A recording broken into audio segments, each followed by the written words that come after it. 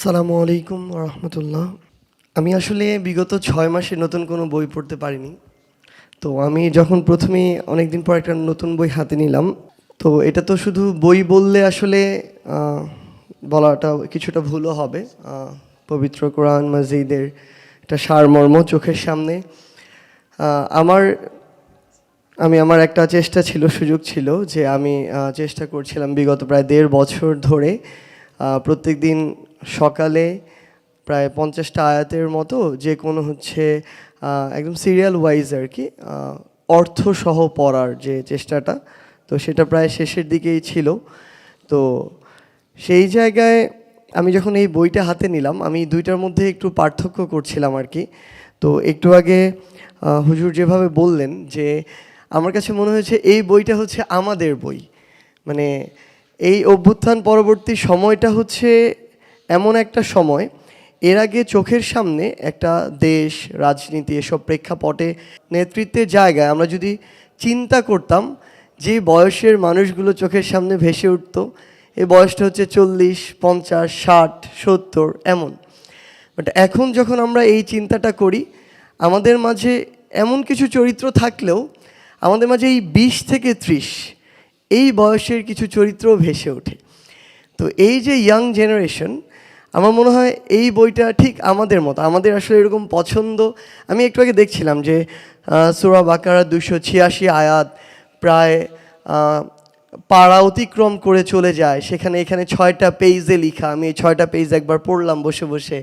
তো আমার কাছে মনে হয় যে একটা সামগ্রিক একটা সামারি আমার মাথায় এখন আছে, মূল মেসেজটা আমার মাথায় আছে।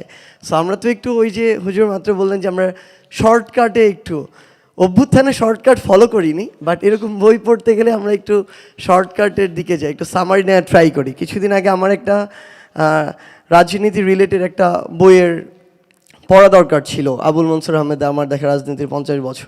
তো বই দেখি প্রায় 600 পেজের উপরে বই। পড়া কি ইউটিউবে সার্চ করলাম এটার উপরে কোনো রিভিউ ভিডিও আছে কিনা 10-15 মিনিটের, তো আগে সেটা দেখলাম।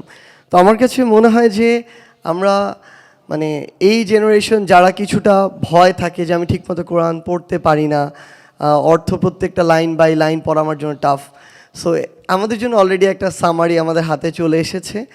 এবং আমার মনে হয় যে আমরা যারা এই তরুণ প্রজন্মের প্রতিনিধি, আমাদের প্রত্যেকের বুক সেলফে, মানে আমরা একটা জিনিস হয় কি, আমি আমার বুক সেলফে কখনো একদম সবার উপরে একটা জায়গায় কোরআনকে রাখি না। আমার হাতের কাছে একদম যে জায়গাটা, চেয়ারে বসলে যে জায়গায় হাত দিলে পাবো ওই জায়গায় রাখা, সেলফের মাঝামাঝি। আমি মনে করি যে এই এক নজরে কোরআন বইটা দেখে আমার জাস্ট 6 পেজ দেখেছি, সূরা বাকারার সামারি যেখানে দেয়া। তো এরকম একটা বই যেটা আমাদের সেলফের ঠিক আমাদের সবচেয়ে নাগালে থাকবে, এবং আমরা আমাদের আত্মিক প্রশান্তিরও একটা জায়গা আছে। মানে আমরা চারিদিকে এত জিনিস দিয়ে কন্টামিনেটেড সব কিছু, এবং আমরা সহনশীল তেমন হচ্ছি না বিভিন্ন মতের প্রতি আমরা দেখি। তো সেই জায়গা থেকে এটা আমাদের ওই আত্মিক প্রশান্তির একটা জায়গা।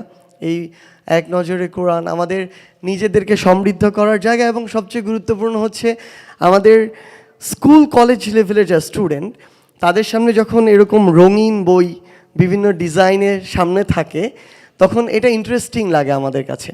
তো আমার মনে হয় যে আমরা আগামীর বাংলাদেশকে যে জায়গায় স্বপ্নটা দেখি, তরুণ প্রজন্মকে যে জায়গায় দেখতে চাই, এই তরুণ প্রজন্ম কিন্তু অনেক জায়গায় অনেক রকম কথা বলতে পারে, ট্রু, কিন্তু ইসলামের প্রশ্নে, আমার নবী মহানবী সাল্লাল্লাহু আলাইহি সাল্লামের প্রশ্নে, ইসলামিক মূল্যবোধের প্রশ্নে বিন্দুমাত্র কোথাও এদিক থেকে ওদিক হলে সবাই একসাথে জেগে ওঠে। সো এই জায়গাটা খুবই ইম্পর্টেন্ট, এবং এই জায়গায় আমাদের ভিতর থেকে আরও ওন করা, জেনে শুনে পড়াশোনা করে ওন করার জন্য আমার মনে হয় এটা আমাদের একটা সহজ পাঠ হয়ে থাকবে। এবং স্কুল কলেজে যারা স্টুডেন্ট, তাদেরকে অ্যাট্রাক্ট করা, তাদের কাছে পৌঁছে দেওয়ার জন্য আমরা আমাদের জায়গা থেকে এইটুকু দায়িত্বও নিচ্ছি যে আমরা এই কাজটুকু করব। এবং আপনারা আমাদের জন্য দোয়া করবেন। আমরা ভুল করছি, ভুল থেকে শিখছি, কিন্তু আমার শেখার এই মানসিকতা আমাদের আছে। আমাদের জন্য দোয়া করবেন। আমরা বিশ্বাস করি খুব বেশি দিন নয়, হয়তো 1 থেকে 2 মাসের মধ্যে এক নজরে কোরআন বাংলাদেশের প্রত্যেকটি ঘরে থাকবে। আসসালামু আলাইকুম।